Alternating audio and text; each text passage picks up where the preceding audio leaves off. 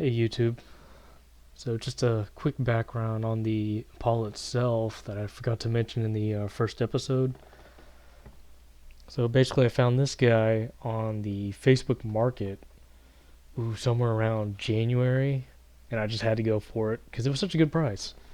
This one was located in Dallas. So I'm in Okie, so I don't live too far, about 3 to 4 hour drive to get wherever I needed to get there. So saw it on the market, was put up that night. I immediately went to U-Haul's website and rented out a truck and trailer the next day.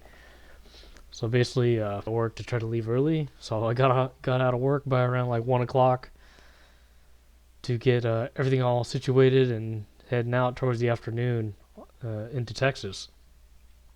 But when I got there some of the worst times in Dallas traffic at like 4 or 5 in the afternoon, pulling a trailer, so that was a nightmare.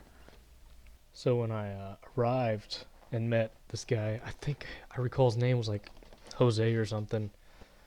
I asked him because he was a really nice fella. He was actually in the engine bay as I arrived, so that made me a little bit nervous. He was messing with the distributor, but that was okay. I was asking him why he was selling the car because it's not in bad condition, based on the pictures and for the price. Had the engine, he said we got it running and all that stuff.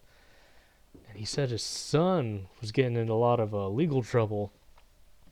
Something crazy about like he was at a friend's house and he ended up finding like his buddy's gun and ended up shooting his buddy accidentally. Oh, it was crazy.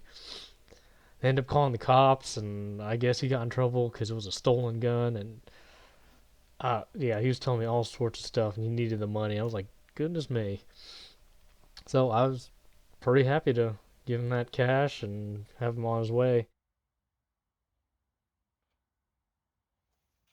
So after all that, we loaded the car up on the trailer and headed back home.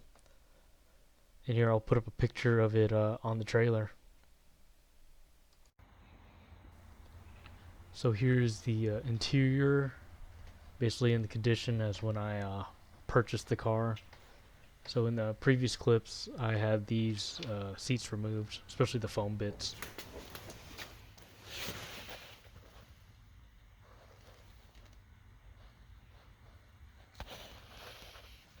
What do we got here? 10438. Aftermarket radio, clock box, light.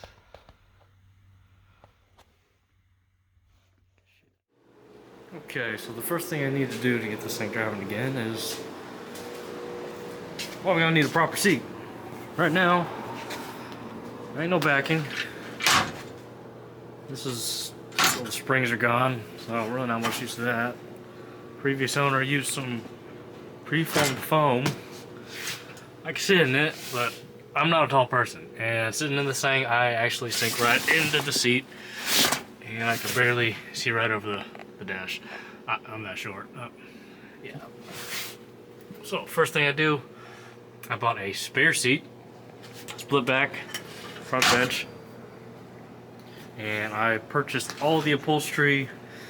Went to Hobby Lobby, got new foam, got some burlap. Trying to do this right, hog rings, all the whole kit. Got that on Amazon. I'm gonna make this work again. That way, just pop this entire thing out, which I think is just a couple few bolts here. That's nice though. It's not rusted that much. Unfortunate, but I'm gonna have to find something to do with this. Oh, I could at least put a front bench in there. Oh, I could just sit in here. And next, I'll try to get the engine running properly again. And that should be my first step. Of course, clean the inside. This whole thing needs to be vacuumed and cleaned. There's a lot of junk and stuff.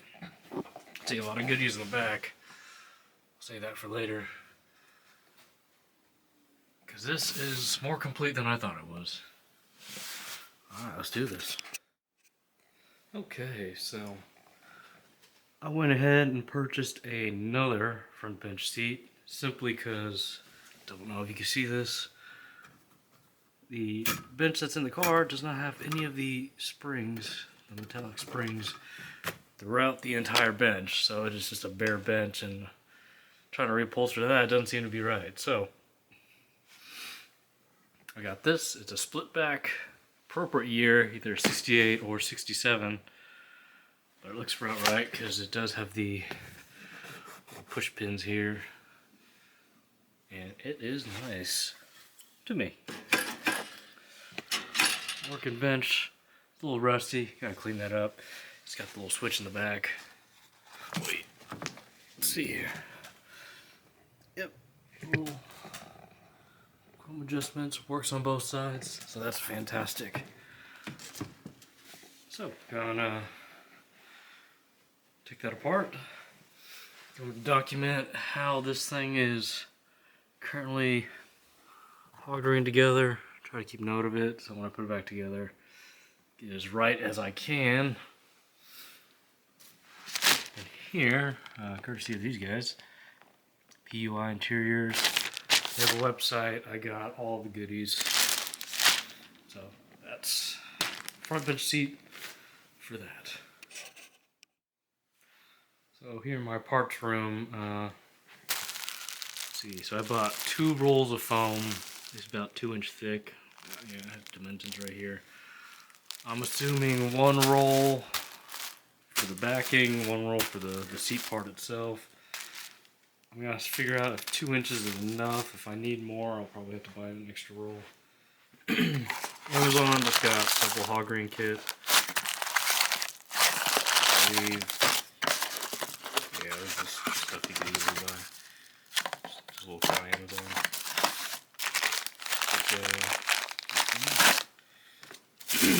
Also there, I was about to get this personally cut, but they end up selling just rolls of just burlap. So this one's about 15 feet, and I think they claim 18 inches long. See what I can do with that. 15 feet seems quite enough.